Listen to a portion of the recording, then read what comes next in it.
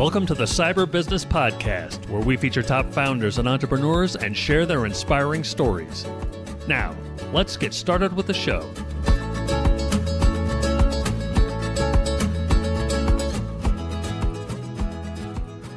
Matthew Connor here, host of the Cyber Business Podcast. Today, we're joined by Alex Tushinsky, CISO at Educate 360. Alex, welcome to the show. Thank you. Thank you for having me. Well, thanks for coming on. Before we get too far in, a quick word from our sponsors. Hackers are getting smarter. Is your security keeping up? CyberLink sells industry-leading AI-powered cybersecurity solutions that detect threats in real time, so you know about an attack before the damage is done, not after. Learn more at cyberlinks.com. That's cyberlynx.com. And now back to our show. Alex, for those who aren't familiar, can you tell us about Educate 360 and your role there as CISO? Sure. I came to Educate 360 through a acquisition. I was a CTO for TCM Security, which is now one of the arms of Educate 360. Educate 360 is a global education company, and we focus on a lot of IT type of training, but we actually offer training across the board for different sectors and different types of different types of industries. So it's really a broad offering of educational services. Which I think is really fantastic, especially in this modern day of AI, where you try to find that balance of, where does AI help us and where doesn't it? And we still have people. And I think training is one of those things, especially when you're talking about like cybersecurity training, HR training. There's a lot, compliance training. There's so many different kinds of trainings that need to be implemented because, well, we've got people. And I think that's one of those places where AI just isn't there yet. So and so I'm kind of curious, one, is that true? And two, what does a company like Educate 360 do in kind of looking forward into the future with how do we implement AI into training? Well, so we're already doing that in a number of different ways. So for example, one of our brands is Tracom, and Tracom has this thing about how people speak and what type of personality you are, and we've actually trained agents to simulate that other end of the conversation. So you could practice using an agent. You can figure out what type of personality you are, and how you're being treated at work, and what is the best approach for you going forward. So we're using AI quite heavily in a lot of the areas that we teach in. Personally, I think AI is a big help in a number of different areas from an education perspective. So when I study for certification exams, I tend to use AI more than I would off the shelf products. Like I can buy a book, but it's much more interactive to talk to Claude and get him to quiz me on a particular topic. So I think there's a lot of benefit now. And I think the nature of education in general and how we learn is going to change.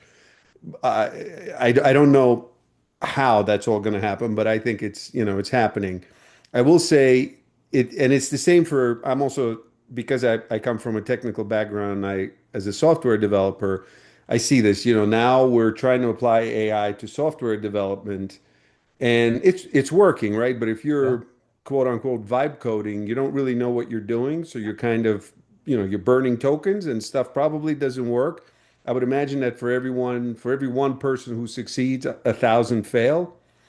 And that's because if you look at how we build software, we haven't changed that. We still build software exactly the way we've always built it. And it's the same thing with education. Our exams, our certifications, and the things that we do are people-centric. They're not AI-centric yet. Yeah. So as a result, if you're learning, for example, AI 103 exam from Microsoft, which is one that I want to take, that exam is still focused on me logging into the Azure portal and performing certain steps. I can't outsource that to Claude just yet. I can have Claude talk me through it on the side and tell me what to do, and it'll probably get 80% right because Azure changes as quickly as Claude does, but we're not quite there yet. So I think yes, AI is going to be used in education, and I think education itself is going to morph, and our roles are going to morph. So as a developer of 35 years, I'm no longer really hands-on keyboard. I'm more of a overseer of Claude and sub agents. Really kind of like my CTO role. It's a perfect fit because the way I talk to these agents is the same way that I would talk to developers and figure out what they're doing. I no longer need to be at that lower level. And it's the same thing with everything else. I think within the next couple of years, we'll see that we no longer have to go to the Azure portal and do the work, that the agent will do it. And so now it becomes more important to understand what the agent is doing and, what are the consequences of telling it to do X, Y, and Z, and what does that mean? So I think those types of things are going to change. Yeah, well, you see some really cool stuff. Like, I guess now it's August of 2026, and you see with Claude, at least Claude on the Mac with Chrome, is able to open up sessions, interact with just about any website, and perform functions as if it were a human. Even more so than the power of having Claude Code working and executing PowerShell commands on your tenant in, let's continue with that Right. Azure or Microsoft example. Both super cool, but to your point, we're not quite there yet, but we're on the cusp, right? It's developing so quickly, and it's such an exciting time. But I like what you said earlier about when it comes to programming and the vibe coders out there. I think one of the things that leads, I don't think it's necessarily gives people a false sense of proficiency, but being able to understand as a former developer and a former developer myself, being able to understand the structure, the syntax, the strategies behind what it takes, right? And then you can then point your Claude in the right direction. I think it's really hard when it's pure vibe coding for like, hey, build me a website. Okay. That's like be kind of like just drawing out the house that you want. You can do it, but it's a lot better if you've got some professional ideas behind it. Yeah, I think it's worse than that, right? Like you can give it a very general prompt, but it would not be any different than if you gave a very general description of something to an actual developer, Yeah. right? You got to have the requirements. You have to understand how your software is going to be written. You have to get all of those features together before you actually write any code. And today we flip that and we basically say, "Oh, I have an idea. Let me feed it to Claude." And Claude is more than happy to go burn, your whole allotment of tokens for that day and create something.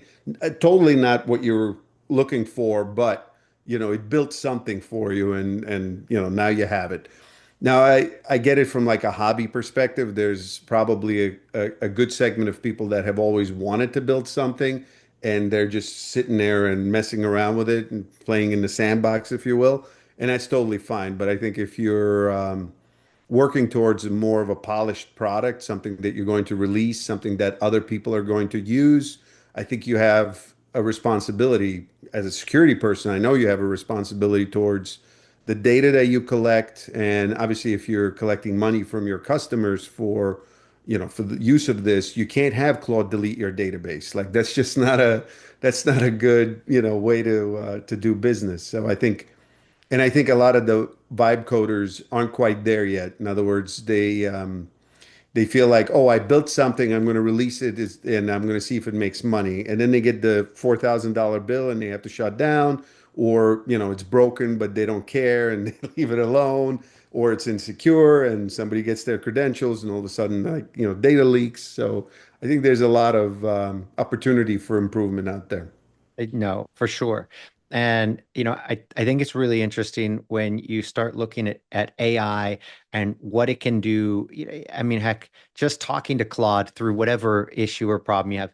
I think everybody's had that experience so far, and it's like, wow, it went from yeah, interesting, but that's a lot of hallucinations, to so much better now. And I think at least in the tech world, I think it's the best time to be alive in tech. I mean, I started programming when I was 12, kind of Me by too. 13, it was professional for my, the family business, and it was painful back then. There was no internet. You're flipping through books just to get, the to learn the syntax, and then you're piecing it all together yourself.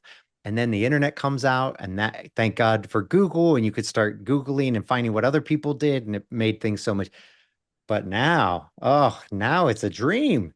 Now Yeah. putting stuff together, finding answers, solving problems, everything is just so much more enjoyable. The headaches are gone. New headaches, Yeah, but yeah, yeah. But different kind of headaches, right? different kind of Now headaches. you're Yes. you're working at a much higher level, and now you hit other headaches that aren't as time consuming. I mean, Yeah. God, I can't, the number of hours you would spend, if not days, bang your head against the wall to work through a problem. Now it's seconds, and that problem is done. So I don't know. I think it's a really exciting time with AI.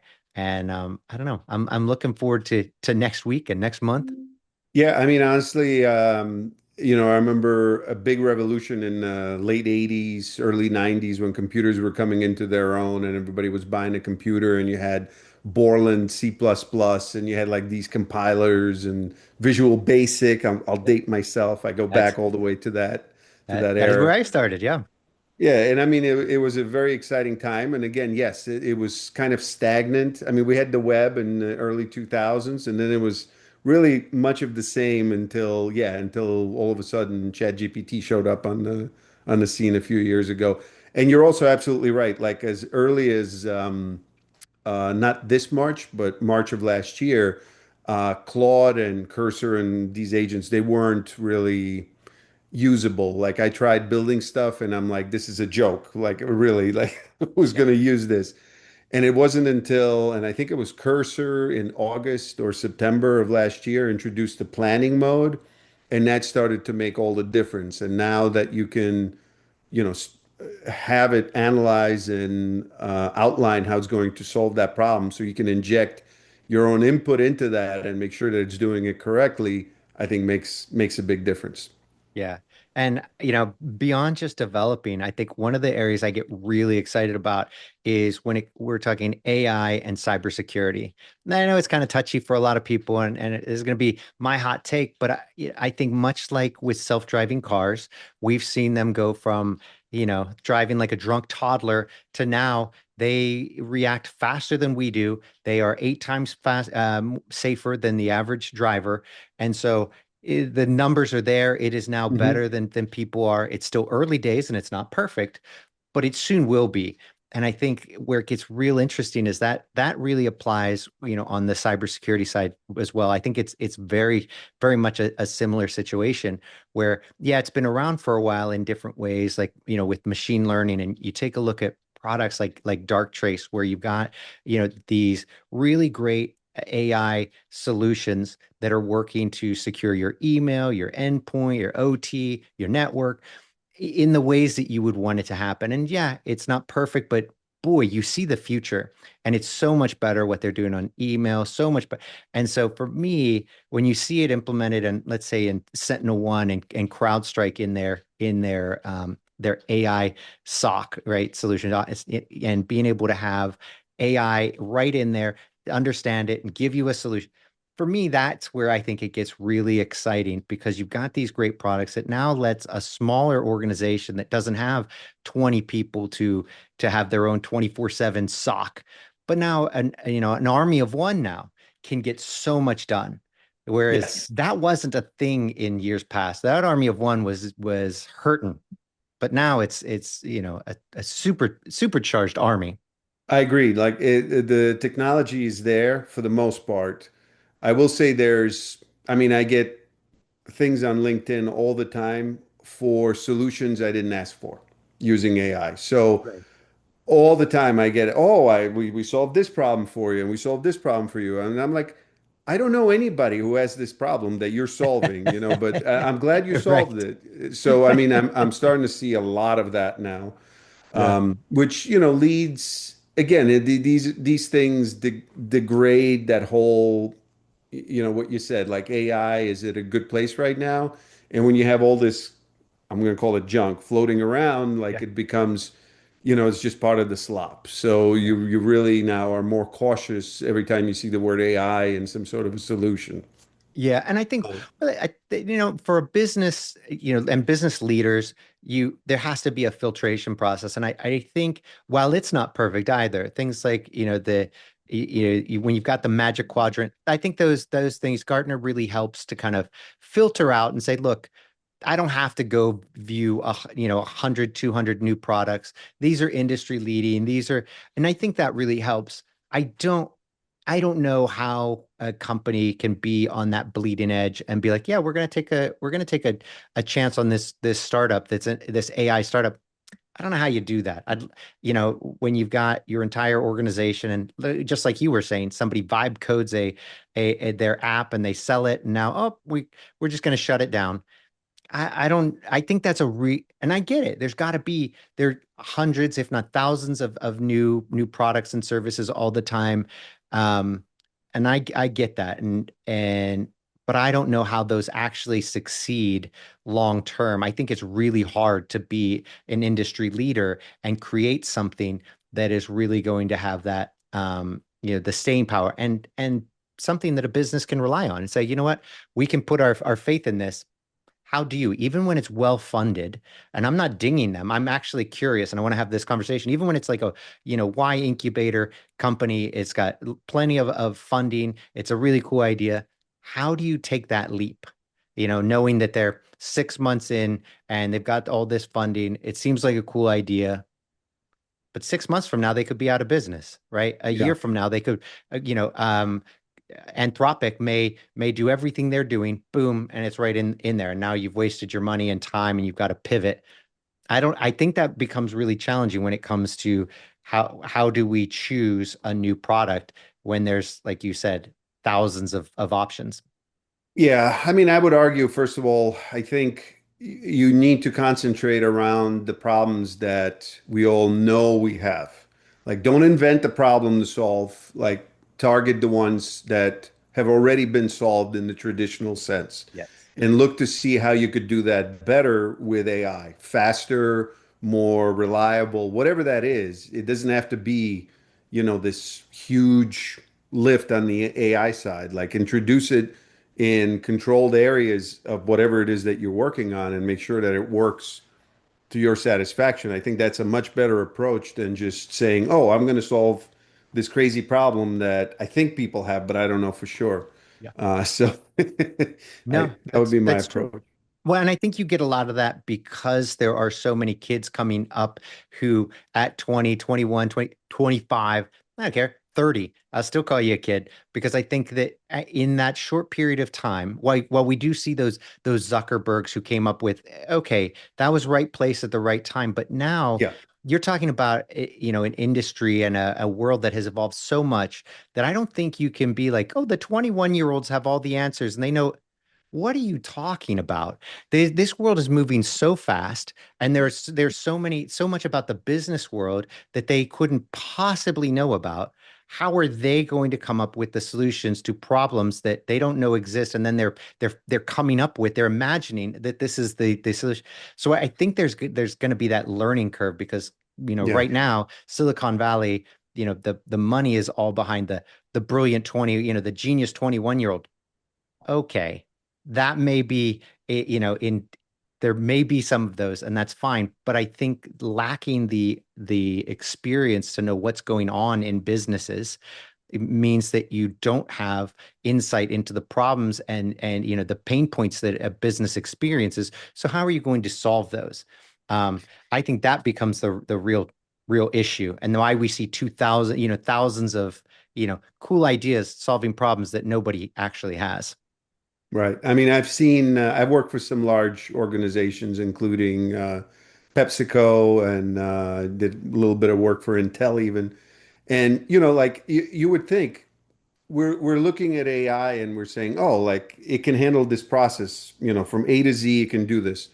But if you look at a large company, like a Fortune 500 company, where that process has been altered and changed, I don't know, half a dozen times. There's like legacy systems. There's still stuff in VB6 over here. Some of it is internet connected, some of it it's not. and then like you have some human, interactions here and there. There's no way you're going to be able to take that AI thing from A to Z unless you've lived these things and you've kind of experienced it. And so it's great to think that, like on the 21-year-old, like, okay, like I see this very clear path, the happy path, right? We call it the happy path, and that works. But, like life and most businesses are not the happy path. It's just you have these roadblocks and things that you have to address. Yeah. I also do think, and I'm not sure if we're gonna talk about that, but I Sure. think we're AI is heavily subsidized right now. So all of the things that we're seeing is because it's cheap.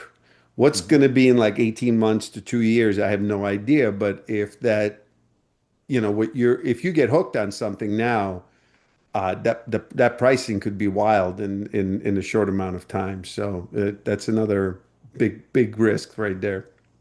Yeah, 100% totally agree. And I think where this gets really interesting as you kind of fast forward in your mind's imagination, go, let's say it's 2 years from now, and suddenly, you know, the price is balanced and it's like, look, you got to pay for all this compute that you're using. It can no longer be subsidized, and you're not getting your $100, a month for your Claude Max plan. It's now going to be $3,000.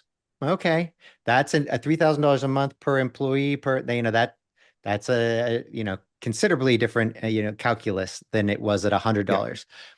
But I think where it gets really interesting are the smaller models, and as we keep, the smaller models keep getting stronger and better. And I think interestingly enough, this is where China, being, in the position that they're in, kind of suffocated, from having access to the leading chips, have gotten really good at making smaller, more efficient models. And so that just created an environment where, like, oh, we don't have enough oxygen. We will get really good at using, being efficient with the limited Yeah. amount of oxygen. And that's what happened. So you fast forward a couple of years, and you even see, like, Meta just came out with released their light version that's going to be able to run on your phones and your computers.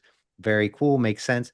But if you fast forward a couple of years, now you've got this a lighter version, maybe what we're using with Claude right now, like a Fable 5, is going to be able to run locally on your local computer. And That's that not a would be horrible sufficient. solution. Yeah, Yeah. that's not horrible. But the future, 2 years from now, where will Anthropic be? Where will Claude be in 2 years? Geez, I mean, it's hard to imagine, but it's going to be pretty mind-blowing and awesome. So would you go back to that 2 year older, where we are now? But Right. that goes back to your earlier point of using up that compute. Well, when you can use it locally, even if it's not quite there, and then you're using your very expensive Claude to kind of govern those, easily, and letting all and this is kind of like what Perplexity does, right? Where they use the different versions, a lighter model for it, so you're not burning up compute.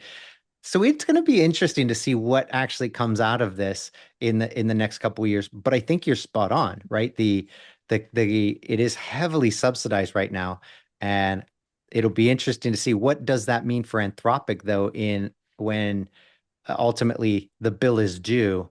Um, I don't know. Yeah. I mean, I would imagine that, we have a few key players out there right now, right? We have Grok, we have ChatGPT, we have Anthropic and Claude. Cursor, in my opinion, is another one that's in there, although I think they're now Yep, more, I think they're being purchased by SpaceX or yep, they Grok or were. something. Yep.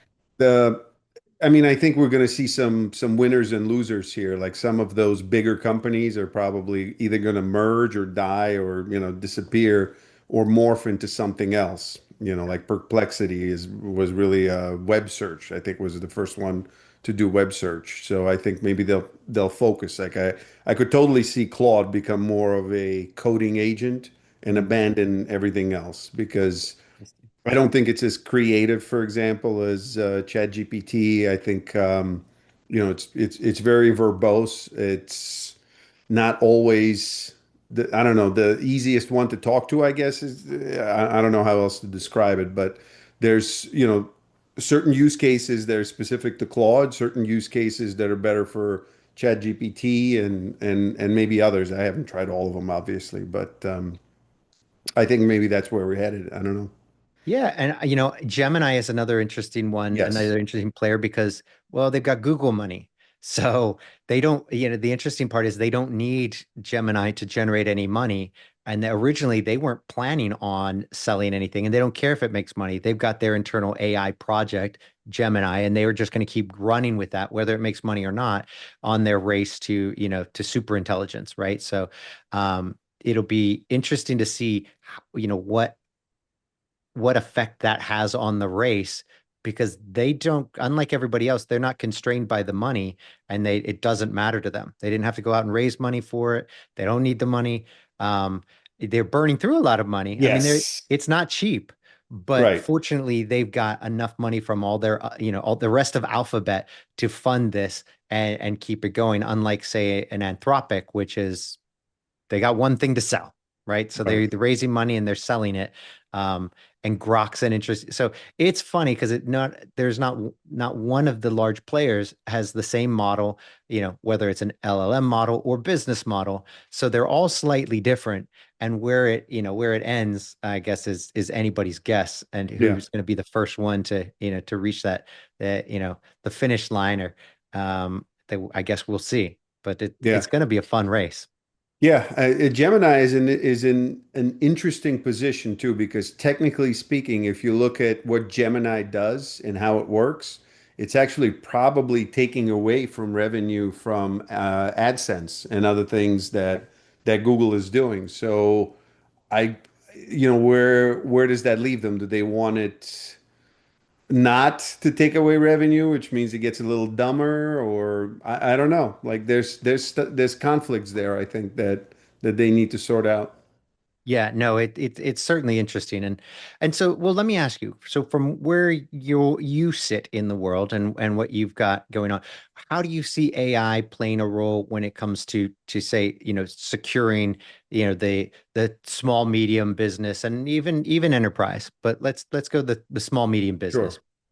Well, first of all, obviously I'm a CISO for Educate 360, but I also have since 1993 been doing, consulting to small businesses. And in my particular case, I like to concentrate on I guess what we would call micro businesses, like really, really small mom and pop shops that definitely don't have IT, that don't have any kind of security. And one thing that I've learned over the years is that other than the fact that they're very easy targets and they do get targeted and we don't see those statistics, but they're definitely out there. Like I had a pool guy out here a couple of years ago and he found out I was a cybersecurity guy and he's telling me, oh yeah, like a month ago my system was locked out, like somebody downloaded malware and it locked up my one machine with QuickBooks in it, and I had like $35,000 in payroll, and this, and nothing could go out. I had to pay a ransom, and he's like, I'm like, oh my God, like I don't, I don't want to hear all this. But it happens. It happens every day, and usually within like 6 months, those businesses are gone. And so, like, yeah, that pool company folded, but they don't think it'll happen to them. So it's a very difficult sell, regardless of what you're offering them.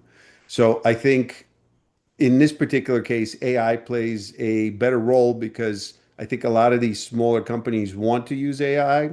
And I would hope that they would use it if they want to find out if they're more secure in how they operate, that they would question it because it knows what I know and it can tell you, depending on your environment and the things that you're doing, whether you're in good shape or not. And it can give you a little punch list of things to do, like, hey, install antivirus. Hey, test that backup. Hey, if you have QuickBooks on only this one machine, you better figure out how to duplicate that, in case something happens.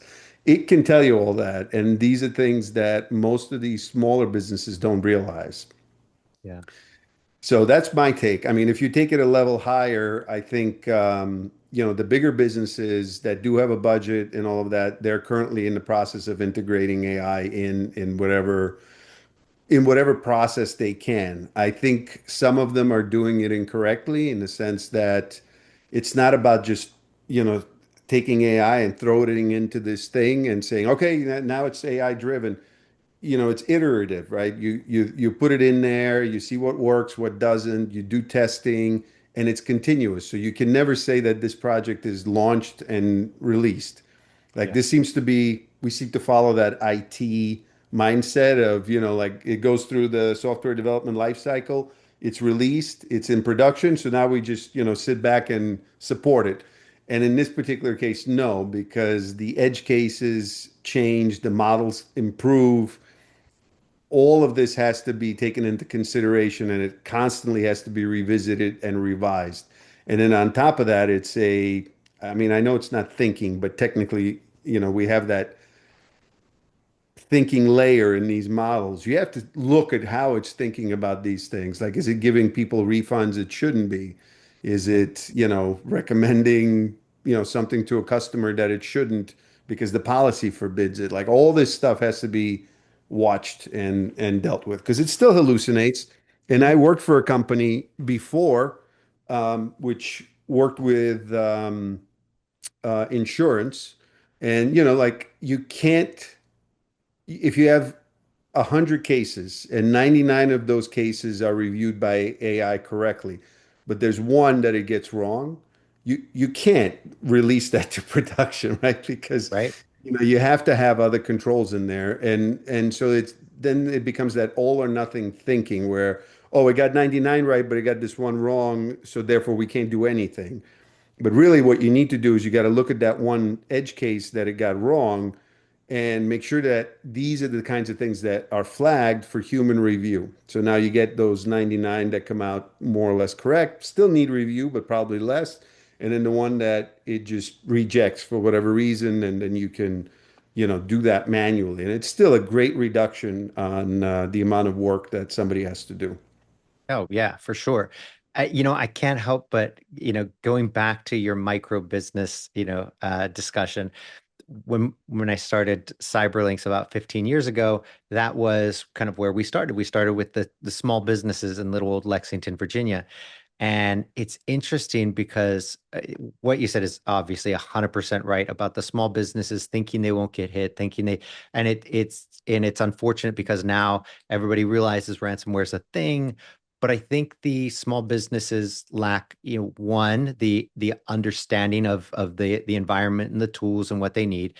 And two, I think it's always been a matter of trust. So if somebody comes in and they're trying to sell them on something, it's like, well, do I really trust them and like get to build?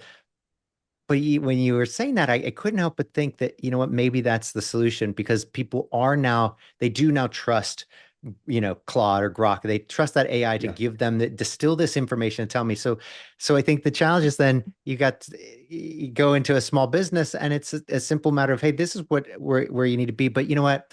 Don't take my word for it. Run it past Grok. Here's, or Claude or whoever you use and ask them, right? Because these are the things that you really need to have in place.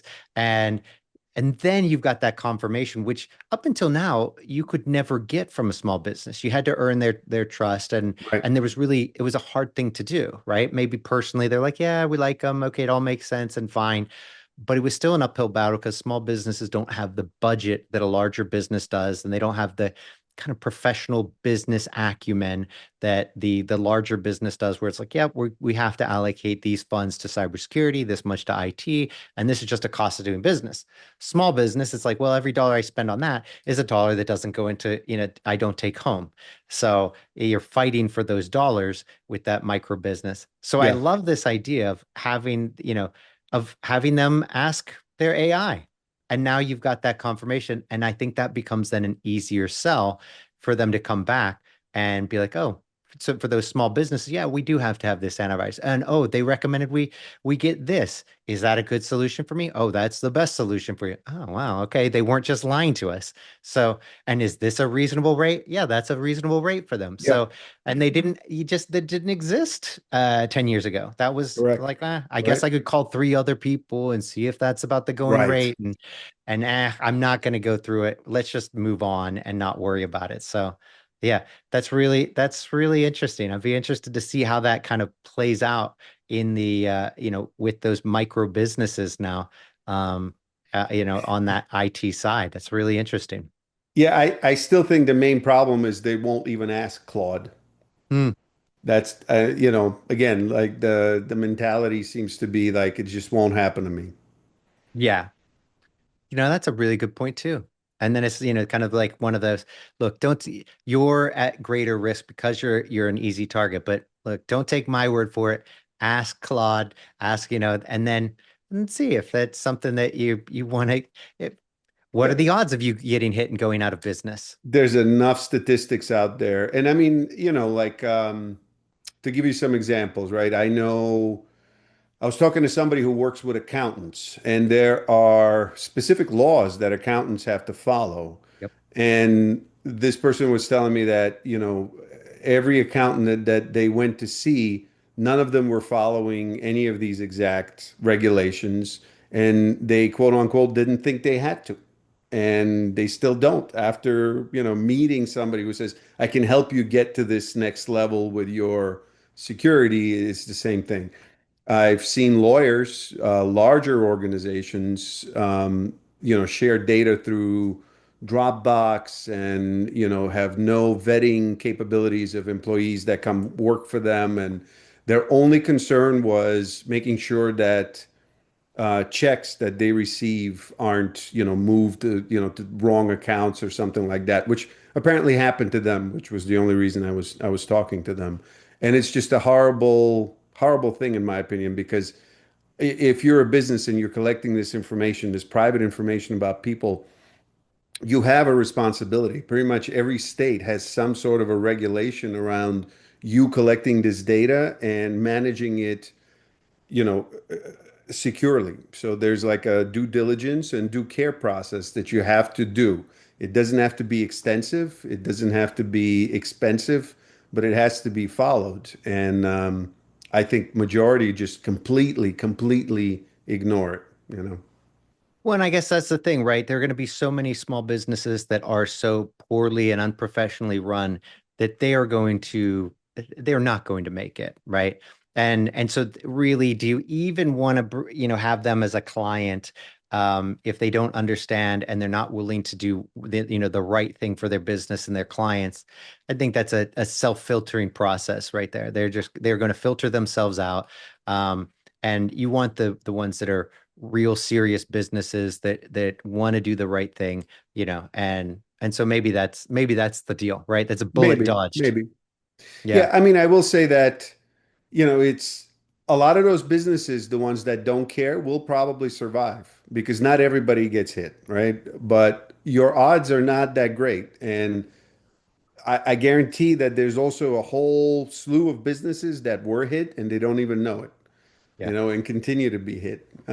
So it's I don't know. It's not I think there's a lot of education there that needs to happen, and I wish they would get it from the AI that they already use because they have the tools in front of them. They don't have to spend a lot of money. They could find, based on every budget, exactly the security protocols that they need to put in place, but they don't even ask. So Well, and interestingly enough, I think statistically, and this is probably part of the problem, is when you rewind 10, 15, 20 years, and some of these small businesses have been just fine for 10, 15, 20 years, and they're like, we've been fine for the right, true. And so it makes you think that, look, I walk through lightning storms, holding, lightning rod, and I never get hit. That is true. It's worked like that. So why would it be any different? But the reality is the environment has changed so drastically yes, in the last couple of years. So much money has flooded into the cybercrime, industry, that now they are highly organized. And on top of that, now they are using AI. And so they are able to attack with that's it little right to there. no effort at machine speed, which has never been it happened, which has never happened in the history of time. And so now you can go and for a few dollars rent the attack, rent all the software that you need, know nothing about it, and run it, and just let it go out and find a victim, take and run everything without having to do a thing. And Yeah, so I think true, historically they hadn't been hit, but that is going to change, now that they are well funded and they are AI powered, that while hackers could only only had so much time in the day and could only hit so many targets, and it was a target rich environment for them. But it was also harder, just like it was harder for us to develop products, 10 years ago, 5 years ago, 3 years ago. It was harder for them to find exploits. Now, way easier and way Yeah. easier to exploit it. So I think those numbers are going to start changing pretty drastically here, in the coming years. And those small businesses, because they're an easier target and they don't spend as much on security, I think those numbers are going to skyrocket. And it'll be interesting to see if I'm right on that one. Yeah, I totally agree there because like I said, I think education and security awareness are a big thing right now for everybody, not just, small or micro businesses, but across the board. And the reason I say that is because if you go back to like the spam and phishing emails that we used to get a few years ago. They were clearly poorly written. You could quickly identify them and you could quickly, say, well, this is garbage and this is not Citibank and get rid of it. Yeah. Now it's very, very difficult to tell them apart. The quality of the messages that you get is, really, really good. The logos are correct. The malware that you download is better protected, so it comes in, it bypasses a lot of your preventative measures as well. So you really have to be careful. And, that's only going to get better because, between the phishing emails that we get and the ransomware that we end up with, there's also now phone calls, there's video, there's a lot of ways in which you could be compromised and not even know it. The deep fake stuff alone is pretty scary, and we're coming to a point where we can't really distinguish them from real videos and from real audio. I mean, like my voice is over on 11 Labs, and I record videos periodically for courses and things like that. And sometimes I need to change a word or a sentence or something, and I can use that to do it. And you can't tell that it's not really me. Yeah. So we're there. We really are. And while I am a big believer in, the good guys will win, ultimately, I think good triumphs over evil.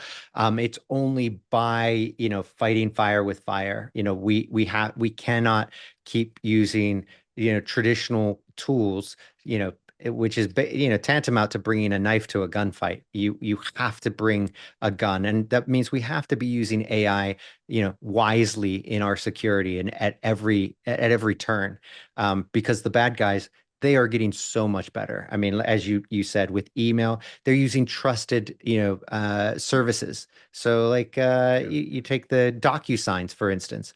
It's coming from DocuSign. Your traditional email Yep. gateway can't say, nope, we're not allowing DocuSign anymore because people are exploiting it and sending you legitimate DocuSigns with, PDFs that are, that are malicious. So we Yes. can't we can't do that. What do you mean? You're not shutting down people's access to DocuSign or Dropbox or any of these others that are easily exploited, and you're able to send out a legit. So that's where having AI built into your email is able to say, you know what, this isn't real. You've never interacted with these people. This is I can filter out even the DocuSigns. It came from a legitimate source, but this is not a legitimate, email. That's a tough thing to do, and we can't filter that out with the traditional email gateway, right? Yeah. And so I think as we start seeing that more and more, going back to good triumphing over evil, as we, as a, collective, start utilizing AI, I do think that ultimately it will be so hard for the bad guys to win like they've been, that the money will dry up and they will go away. Not completely, obviously, but at some point it will get so good that the AI is not going to be helping them, even as they work on. They'll have to move to lesser, smaller models. The good models will be so good. Yeah, maybe it won't, right? Maybe it My won't be my good enough to theory say. on that, I Hmm. think over the next couple of years, like every group out there, whether you're for good or for bad, will develop, your own type of model. You'll start with some base and you'll build on top of that until you get it to the point where, you want it to be. Yeah. Just like I think programming in the next couple of years will go back to like machine language because we don't need to look at code anymore. And if Claude is more comfortable with assembly, as an example, like Yeah. why do we need to write stuff in C sharp or PHP? Yep. So I think like we're coming up on that type of a revolution. And so I think I Agreed. would like to believe that the bad guys are going to get the light models, but I suspect they'll have their own because they have more money than me. Like, they can buy the model they want and use it. They've gotten, money through scams. So I don't think they're I would be priced out, but I don't think they would be. So That is a really good point. Some of them are, they have made a ton of money. I mean, we're talking hundreds of millions for some of these yeah, it's ransomware it's an gangs. organized, It's very business, organized. if you Yeah. will. Yeah. So that is an excellent point. It'll be interesting to see if they kept those funds internally or if they all went to Rolexes and went to a bunch of luxury goods and if it all kind of got spent up on frivolous spending, or if they continue to invest in their criminal enterprise and now they're sitting on hundreds of millions of dollars that they can use in buying the compute and having the hardware to be able to run, a cutting edge, um, or at least a rather, leading model locally on their own hardware that they've spent millions of dollars, to procure. So maybe, I Yeah. mean, that'd be an interesting one. That I would don't make know. sense. That would It make would. sense because sooner or later, you're absolutely right. The Claudes and the Chat GPTs will cut your access off, right? You're not using it for the right purposes. They'll find Yep. you.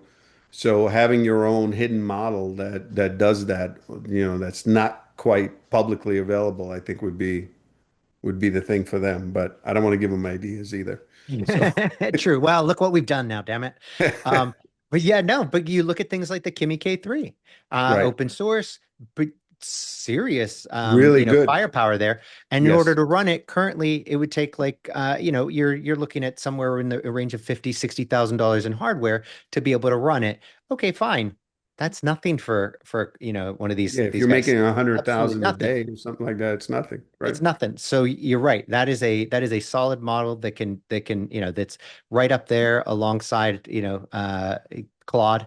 Um, so maybe not quite there, but the fact that you could run that locally for 50, 60 grand, Yep.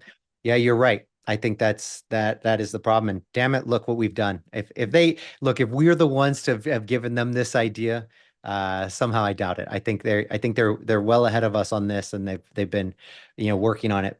But Yeah, and I mean, you also said 50, 60,000, right? And so I think people have this imagination that that's a warehouse somewhere full of computers, but you're talking about six max. yep, yeah. You The know, what is it? The the Sparks, what the is it? The NVIDIA studio, Sparks. yeah, Yeah, or the studios. Yep. right. With Yep. the max Eh, memory and they're 10,000 a piece. So you get five of Yep. them, you could probably do it. Yeah. That's exactly right. And that's not crazy. So, No, and it you doesn't could take the have that in the warehouse. It doesn't garage take a lot of somewhere. space. And so it'll be interesting, I think, as the future, unfolds here. It'll be really interesting to see where this goes. I will remain the eternal optimist, thinking that the good will triumph over evil, but it's going to be a battle, and I think that battle is going to be fought and won with every small and medium and large business. And I think we have to do a good job as cyber professionals, ensuring that we keep them out and we win day to day. Yep. They've only got to win one day. We've got to win every day. And so we've got our work cut out for us, but that's what we signed up for, right? Absolutely, absolutely. I'm cynical in the sense that you've heard me say, right? They don't believe in it, but I still get up every day, and if I see something, I go to local businesses all the time, and if I see them doing something wrong, I point it out. I was at my dog had surgery recently, and I was at the hospital there, and I'm like, there's a computer and it's on, and I have access to the USB ports. It's logged in. I'm like, hey, this is I'm pointing these things out. Like you can't do that. Somebody's got to lock down these ports. Somebody has to log out between uses. You just plugged in your rubber ducky and went to town, didn't you? I could have easily. I could have also installed malware on there and triggered it when I left and Yeah. any number of things. And So yeah, it's they do need to take it more seriously, and I still go and preach every chance I get. Well, you know what? I do think it takes the entire village. It's going to be a grassroots campaign. It's going to take, the national headlines. And sadly for small business, though, there aren't national headlines that a small Right, business guy, and so they don't hear it. They're not going to see right. headlines of another business just like theirs in the town over got hit. And they're likely next because they're in the same industry, same using the same software, the same hardware, the same vulnerabilities. And so it'll be interesting to see how that plays out. Alex, I cannot thank you enough for coming on today. This has been an absolute blast. But before we go, can you tell everybody where they can find out more about you and more about Educate 360? Oh, so Educate 360 is educate360.com, and we have a number of different brands. Each one of those also has their own website, so you can find out the different types of courses that we offer and the pricing, schedules, all of that is online. And for me, I could be found on LinkedIn. I think it's A Tushinsky in /A Tushinsky, or just Google for Alex Tushinsky on LinkedIn. Fantastic. Alex, thanks so much. And until next time. Thank you very much. Thanks for listening to the Cyber Business Podcast. We'll see you again next time, and be sure to click subscribe to get future episodes.